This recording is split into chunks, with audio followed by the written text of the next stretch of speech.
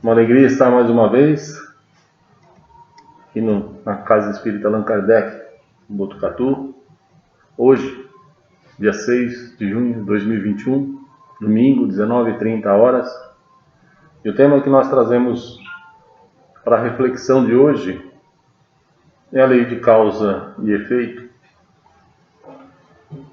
Todos nós já ouvimos falar muito mesmo sobre essa lei de causa e efeito. Mas nós também já ouvimos falar sobre a lei do retorno. Ouvimos ainda falar sobre a lei de ação e reação. E também da lei de Talião. Ouvimos ainda sobre a terceira lei de Isaac Newton. E ouvimos falar muito mesmo da lei do karma. Essa é bem conhecida. Mas o que é a lei de causa e efeito? Bom, basicamente essa lei nos ensina que a causa seria a origem de um ato ou a origem de uma ocorrência, e a consequência desse ato ou dessa ocorrência ocasionaria alguma coisa que seria chamado de efeito. Portanto, a causa é o gerador e o efeito é o resultado que foi gerado. Ficou claro, né? Mas e aí, o que acontece depois? Teve uma causa e gerou um efeito. Depois disso, entra em ação uma lei chamada lei do retorno, que diz que tudo que vai, um dia, sabe-se lá quando, volta, retorna, retornando para o ponto de origem. Então, tudo que vai, volta. Não tem outra opção. Ficou claro? Mas então, o que é a lei de ação e reação? Nós já falamos de causa e efeito, lei do retorno. O que é ação e reação? Essa lei é a junção das duas. Causa e efeito mais lei do retorno. Como assim? Vamos entender então. Houve uma causa física ou uma causa mental. A física, alguém atirou uma pedra. Ou, isso é uma física má. Uma física boa, eu entreguei uma flor para alguém. Algo bom, tá? Ou uma causa mental. Por exemplo, pensar mal de pessoas, tá? Ou mental boa, pensar bem de pessoas, ok? Então vamos lá. Houve uma causa física ou mental, tá? Que ocasionou um efeito.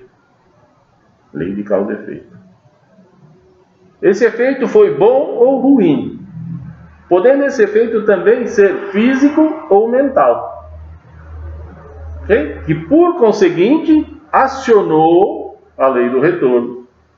E essa lei retornou ou devolveu lá para a origem o mesmo efeito causado. Se causou um dano lá, vai causar um dano na origem. Se causou um bem lá, a origem vai receber um bem de volta. Ok? Ficou claro ou vamos repetir? Ficou claro. Maravilha. Bom, e o que seria então a lei de Talião? Ela também é chamada de pena de Talião. Então a pena de Talião, ou lex talionis, seu nome em latim, teve seus primeiros registros encontrados no código de Hammurabi, lá na Babilônia, no ano 1730 a.C. Então, 1730 antes, mais 2020 depois. Então essa pena de Talião, ou lei de Talião, é de 3.751 anos atrás. 3.751 anos atrás já existia registro dela. Essa lei penal consiste na rigorosa reciprocidade do crime e da pena. Assim, a palavra talião gerou o termo retaliar ou retaliação. Tá? Então, aplicar a lei de talião, retaliar, retaliação. Okay? A essa mesma lei existem algumas máximas como olho por olho e dente por dente. Outra, quem com ferro fere, com ferro será ferido. E tem uma outra de Jesus, né? Quando Judas entregou Jesus, que foi lá e deu um beijo, né? Nesse momento terrível, né? Da história dele. Quando Pedro, defendendo Jesus, puxou a espada e decepou uma orelha de um soldado. E Jesus interviu, né? Calma, Pedro, calma. Pedro, viva pela espada e morra pela espada. No mesmo sentido, né, Pedro? Se você usar a espada, você vai morrer pela espada. Então, use outras coisas. Tem a outra lei que nós já citamos, lá na física, que é a terceira lei de Isaac Newton. O nome dessa lei é lei do par, de ação e reação. Então ele tem esse do par no meio. Lei do par de ação e reação. O que diz essa lei? Quando um corpo A exerce uma força sobre um corpo B, simultaneamente o corpo B exerce uma força sobre o corpo A. Com a mesma intensidade, mas em sentidos opostos. Diz ainda essa lei que a força que A exerce sobre B e a correspondente força que B exerce sobre A constituem o que eles chamam o par de ação e reação dessa interação de contato. O que é interação de contato? É o momento onde se estabiliza. Vou dar um exemplo. Pega uma pedra grande e joga numa duna de areia. O que vai acontecer? Essa pedra vai afundar até parar. A hora que ela parar, é o momento de interação do contato. Nesse momento, a areia está fazendo de volta uma força na mesma proporção que a pedra está fazendo para baixo.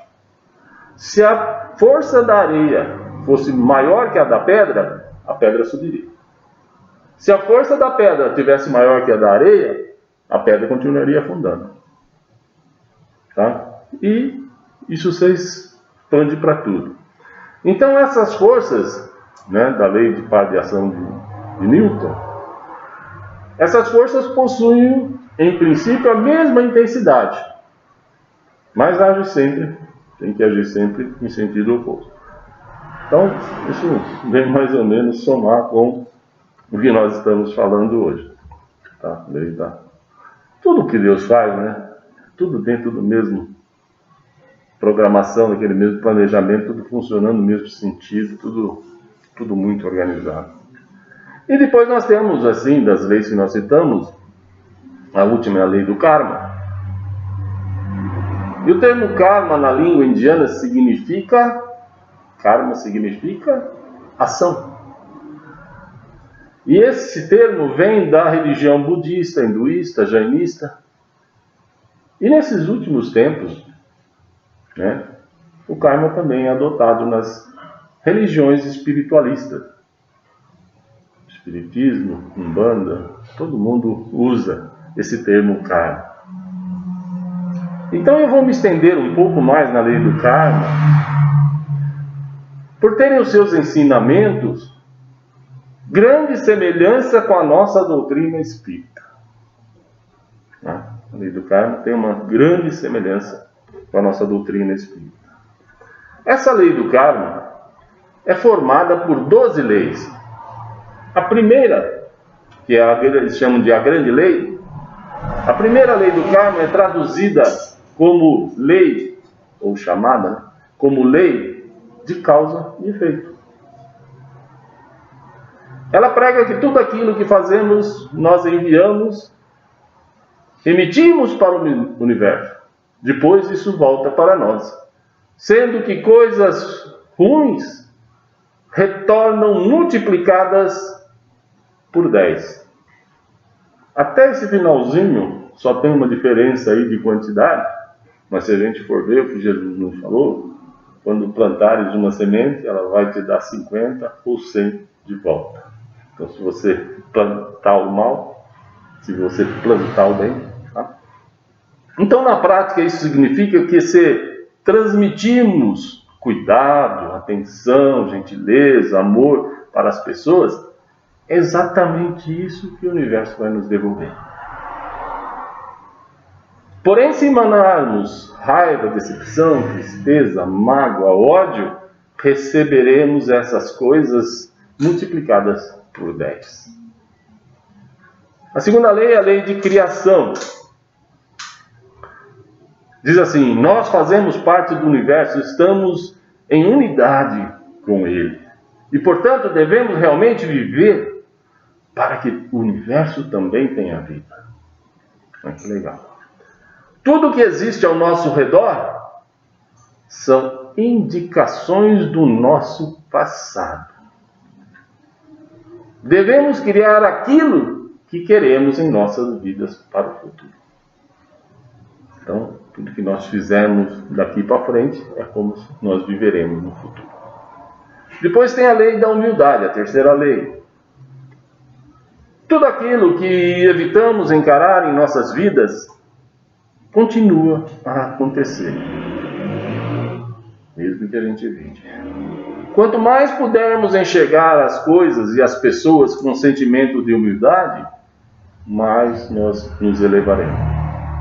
Aí a quarta lei, a lei do crescimento, diz que nós somos nossas próprias companhias até o dia que deixamos esse mundo. Dessa maneira, para evoluirmos em nossos caminhos espirituais, precisamos primeiro mudar a nós mesmos, reformamente, antes de querer mudar outras pessoas ou outras situações.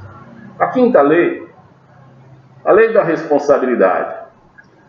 Se algo ruim acontece conosco, é porque existe algo negativo dentro de nós. Olha que legal. Então, as coisas ruins é porque algo ruim ainda existe dentro de nós. Afinal, nós somos um reflexo do nosso ambiente. Então, devemos agir com mais responsabilidade. Depois, a lei da conexão. Todas as nossas ações estão conectadas ao universo. Nossos passos na vida são todos de igual importância, porque todos fazem parte do nosso caminho para alcançarmos os nossos objetivos. O ontem, o hoje e o amanhã estão ligados entre si. A sétima, lei do foco. Nossa evolução na vida é gradual, gradativa. Devemos dar um passo de cada vez.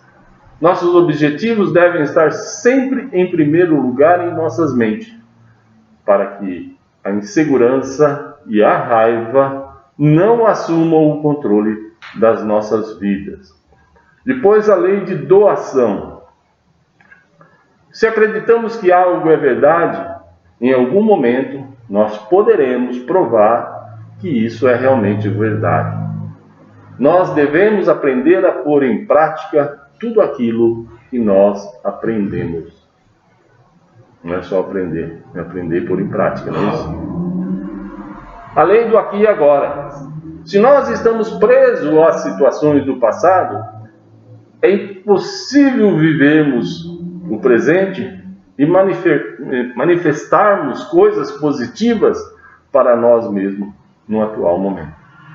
Para avançarmos em nossa jornada, é necessário vivermos totalmente o presente. Pois a décima, lei da mudança. As lições de vida em nossas vidas se repetem. Isso é interessante. As lições de vida em nossas vidas se repetem. Quantas vezes forem necessárias. Até que nós tenhamos Aprendi. Não é isso que o Espiritismo ensina para nós? A lei do karma também. Então, se você nota algo que está se repetindo com frequência na sua vida, é porque você ainda não aprendeu. Você precisa aprender alguma coisa com isso. 11ª, a lei da paciência e recompensa. As recompensas sempre serão resultados de atitudes que tomamos em nossas vidas. As recompensas sempre serão resultado das nossas atitudes. Quanto mais nos dedicarmos no bem, mais recompensas teremos. Devemos viver com intensidade e dedicação e seremos recompensados no momento certo. E a última, lei da importância e inspiração. Diz ela, o valor de algo é resultado direto da energia e da intenção que investimos naquela coisa, naquele algo, né? Toda contribuição pessoal é também uma contribuição para o universo. A inspiração amorosa, por exemplo, fornece uma contribuição ascendente e inspira o todo. Bom, conhecendo um pouco aí sobre a lei do karma e todas as leis anteriores, apenas o seu básico, eu quero falar um pouco também sobre o espelho da vida.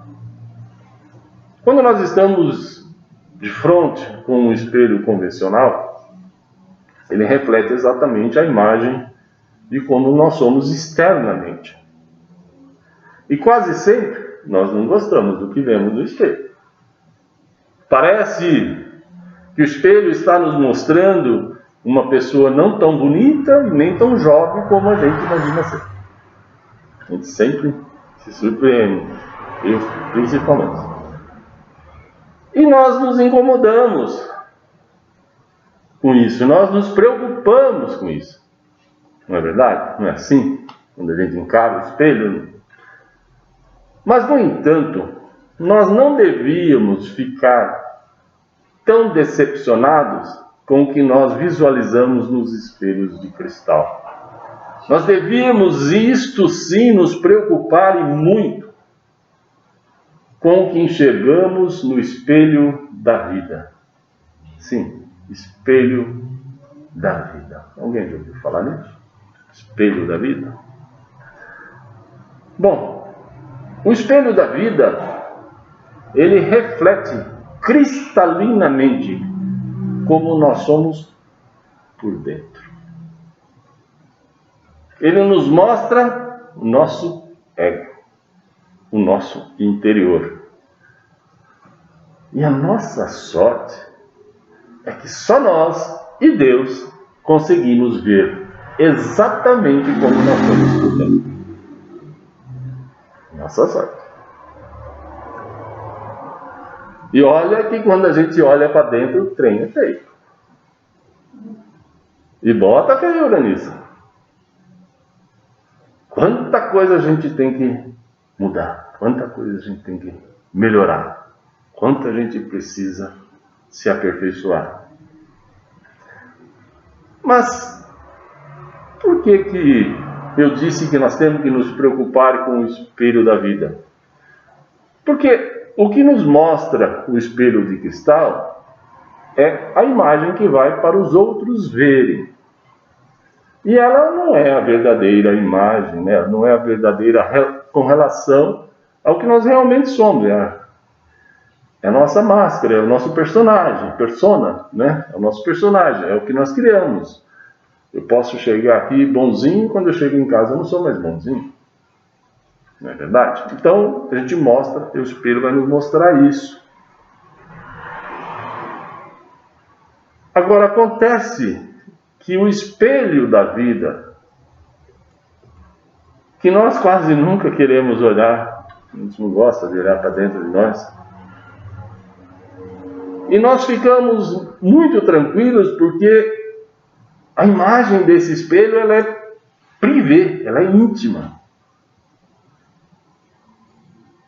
E os nossos pensamentos, os nossos sentimentos, as nossas vontades, os nossos desejos, só nós e o Pai conhecem.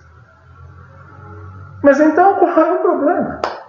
Porque eu vou ter que me preocupar com isso. Por quê? Se sou eu que vou ver esse espelho, se sou eu que vou me julgar, e eu sou muito bonzinho quando eu me julgo. Para mim, eu sou bonzinho. Quando eu julgo os outros, não. Aí eu sou enérgico. O Fernando, pelo amor de Deus. Agora, se fosse eu sou bonzinho. Não é assim, né? Infelizmente, a gente ainda é assim. A gente usa pesos e medidas diferentes quando julgamos. E a gente não devia nem julgar. Né? Mas como é que isso funciona? Por que a gente está falando em causa e efeito e tudo mais? Vocês já viram um vale cercado por montanhas? Bom, ao menos em filme, no vídeo, a gente já viu isso, não é? Então, num lugar desse, quando você dá um grito bem alto, né, um vale assim, esse grito ricocheteia na montanha e volta para nós em forma de eco. A gente ouve ele de volta. Então ele vai e volta. Agora, se eu tiver montanha lá, montanha atrás, o que acontece? O som do eco, o som bate na montanha, volta em forma de eco, passa pelos meus ouvidos, bate na montanha de trás, forma outro eco, volta, passa nos meus ouvidos, vai para outra montanha primeiro e fica fazendo esse zigue-zague, tá? Que acaba ficando ensurdecedor. E esse zigue-zague é centenas de vezes, porque a velocidade do som é muito grande. E a esse fenômeno, né, vamos chamar de fenômeno, mas é uma coisa natural, nós damos o nome de reverberação. Quando ele fica... É que nem quando o som entra no computador, no celular, e fica reverberando, começa a dar aquela vibração. Os nossos sentimentos, os nossos pensamentos, as nossas vontades, os nossos desejos, são simplesmente vibrações magnéticas, que, como se fossem gritos, partem em direção ao espaço, em direção ao universo. E só Deus sabe quando elas vão ricochetear em algum lugar, formando eco e vindo de volta em nossa direção. Só Deus sabe quando, mas volta. Mas volta. Então, no devido tempo de Deus, ao nos atingir de volta, se foram maus pensamentos, maus sentimentos, eles irão gerar em nós doenças psicológicas, como ansiedade, medo, depressão, ou doenças físicas, como úlcera, gastrite, diabetes, AVC, câncer e tantas outras. Agora, por outro lado, se os meus sentimentos, se os meus pensamentos, se as minhas ações forem boas, Deus vai saber quando vai ricochetear lá e vai voltar como uma nuvem fluídica e penetrante, retornando e me envolvendo, nos curando das nossas doenças e nos fazendo sentirmos mais felizes. Olha que legal isso. Pensamentos, sentimentos e boas ações são remédios e felicidades para nós mesmos. Então, diante do que vimos até agora, ficou clarificado que tudo o que fazemos, tudo o que pensamos e tudo o que sentimos vai para o espaço e retorna para nós mesmos na mesma proporção. Fica no ar, então, uma pergunta que anseia por resposta. Sendo Deus a bondade suprema, como pode existir um castigo divino pelos nossos erros através da lei do retorno? Olha que interessante, né? Fica na cabeça das pessoas. Então, se Deus é a bondade suprema, como pode existir o castigo divino pelos nossos erros através da lei do retorno? Então, isso seria chamado de justiçamento divino. Como pode existir isso? Bom, o que é justiça? Segundo Aristóteles, o objetivo das leis, as leis existem para que haja justiça. E o principal fundamento da justiça é a igualdade. Em seguida vem a preservação dos direitos e os cumprimentos do dever. Isso é a nossa justiça aqui. Mas, quanto à pergunta da justiça de Deus, a resposta é que Deus não castiga nenhum de seus filhos. Deus é um Pai amoroso, Ele não castiga nenhum de seus filhos, pois Ele é a bondade e o amor supremo. E a prova maior disso é que Ele poderia ter nos enviado um de seus filhos que fosse um guerreiro imbatível, um exímio guerreiro, né? E que usasse os seus exércitos para punir aqueles que não seguissem suas leis, ou que não cumprissem os seus mandamentos. Ele poderia. Mas o seu amor por nós é tamanho que, em vez de enviar um filho guerreiro para nos castigar pelos nossos erros, que eram muitos, há 2000 anos Ele mandou um filho seu, um professor, que veio a nos ensinar. Nosso Pai nos enviou Jesus, o mestre de todos os mestres. Então, se nós refletirmos bem, nós compreenderemos que as leis de Deus, inclusive essas que nós trabalhamos aqui hoje, não trazem punição para nós, e sim ensinamento. Se Deus punisse, Ele teria trazido o que sonhavam os judeus. Os judeus sonhavam com um Messias guerreiro, aquele que iria dominar todos os outros povos, né? Todos aqueles que não criam em um Deus único. Eles eram pagãos, os outros povos acreditavam em muitos deuses. Então, o sonho deles era um Messias que fosse um guerreiro. Sonho ainda. Acontece que nós ainda somos maus alunos. Nós demoramos demais para aprender. E muitas vezes, até já sabendo qual seria o certo, nós continuamos fazendo errado e somos resistentes em nos manter no vício, no erro. Eu costumo pensar que a nossa caminhada nessa vida encarnada é um labirinto divino. Muitas vezes nós já fomos por caminhos errados. Eu creio que todos nós já traçamos caminhos errados, já fizemos coisas erradas. E ao contrário do que muitos dizem, olha, esse caminho que você está seguindo não tem mais volta. Eu discordo dessas pessoas. Porque eu tenho certeza que o nosso Pai é puro amor. E Ele sempre nos dará a oportunidade de nós refazermos o caminho de volta e começarmos de novo a nova caminhada. Até que um dia trafeguemos o verdadeiro caminho, que é a senda do nosso irmão Jesus Cristo. Mas expiação não é castigo?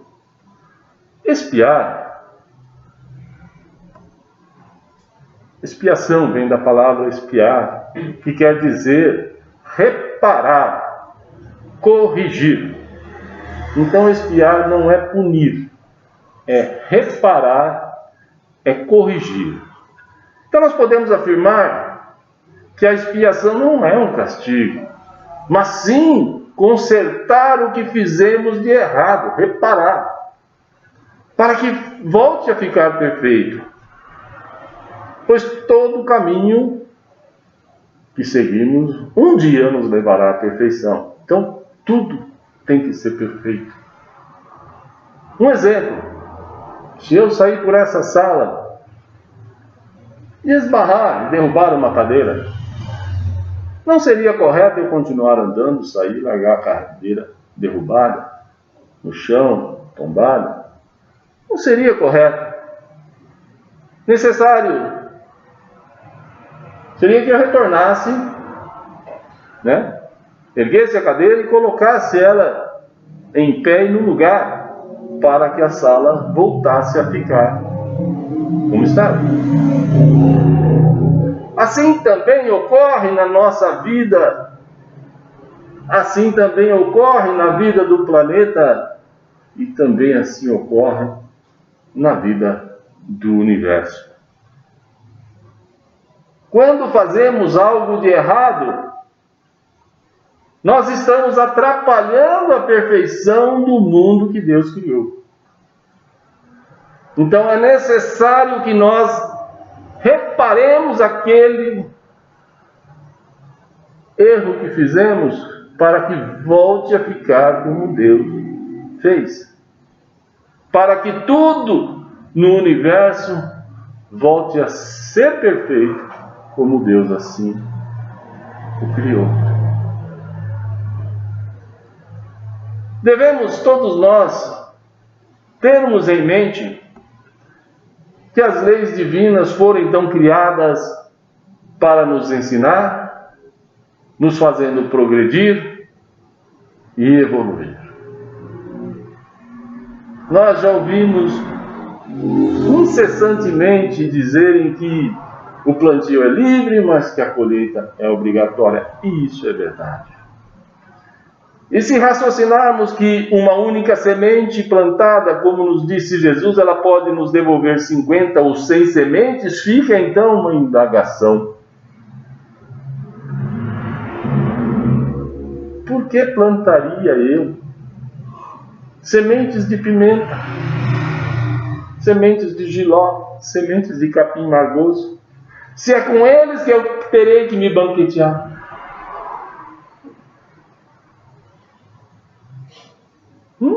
Por que eu vou plantar? Sendo que eu vou colher isso e é isso que eu vou ter que comer. Parece insano, né? Não faz sentido. Como é que eu vou plantar uma coisa que eu não vou conseguir comer? Como é que eu vou fazer ações para o universo se essas ações vão me fazer mal depois? Não parece insano? Eu acho insano. Quando você começa a refletir, mas como a gente é burro? Eu me sinto burro quando eu penso, eu não devia ter feito isso, não devia ter feito aquilo, isso eu vou pagar por isso. É insano. Então, pelo grau de evolução a que o nosso planeta, a nossa humanidade apresenta, seria muito mais inteligente da nossa parte plantarmos somente sementes de alimentos que nos darão prazer ao digerir. E com isso, é claro, nós teremos ceias, banquetes muito melhores. Não resta dúvida. E já agradecendo pela gentileza de me ouvirem as minhas reflexões, eu quero concluir dizendo que agora que nós conhecemos as leis de causa e efeito, lei do retorno, lei de ação e reação, lei do karma, nós podemos entender com muita lucidez que a vida é o reflexo das ações que realizamos. A vida é o reflexo de tudo que nós fazemos, pensamos, sentimos. Então, nós não temos o porquê e nem o direito de reclamar. Muito menos o direito de blasfemar. Porque tudo que nós passamos partiu de nós. E a nós retornou. Como reclamar daquilo que eu fiz que voltou para mim? Ninguém é culpado disso a não ser eu. E ainda tem um agravante. Isso vai reverberar, vai voltar quantas vezes forem necessárias, como se fosse o eco reverberando, até que um dia, nós finalmente aprendamos a fazer aos outros somente coisas que fazem bem para nós.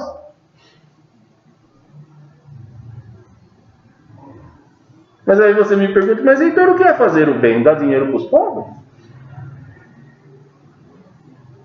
Também. Mas no capítulo 16 do nosso Evangelho segundo o Espiritismo diz assim: olha o que é fazer o bem.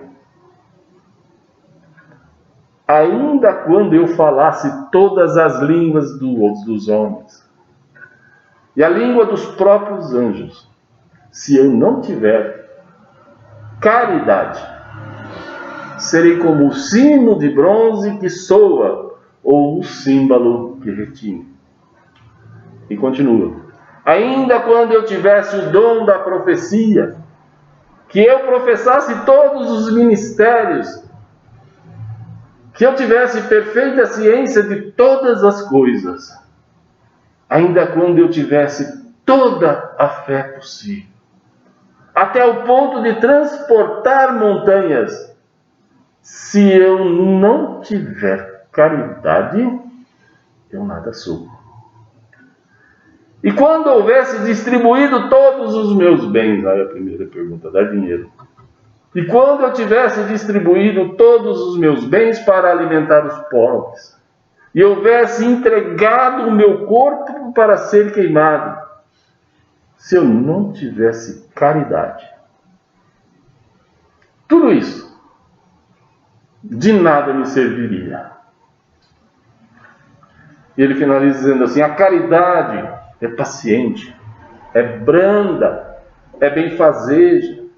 A caridade não é invejosa, não é temerária, nem precipitada. A caridade não se enche de orgulho, não é desdenhosa, não cuida de seus próprios interesses e nem se azeda com coisa alguma. A caridade não suspeita mal, não se rejubila com a injustiça, mas se rejubila com a verdade. A caridade a tudo suporta, tudo crê, tudo espera e tudo sofre. Em resumo, então, a pergunta: o que é fazer o bem? Fazer o bem é usar a caridade em tudo que fazemos, pensamos ou sentimos. O que é fazer o bem? Fazer o bem é usar da caridade em tudo que fazemos, pensamos ou sentimos. E assim, eu quero encerrar rogando ao bom Deus, nosso maravilhoso Pai, que por intermédio dos nossos queridos espíritos, irmãos, protetores, nos auxilie a escolher nossas atitudes com consciência, com bondade, com amor e sempre com muita caridade. Que nosso Pai abençoe a todos nós. Que assim seja. Muito obrigado.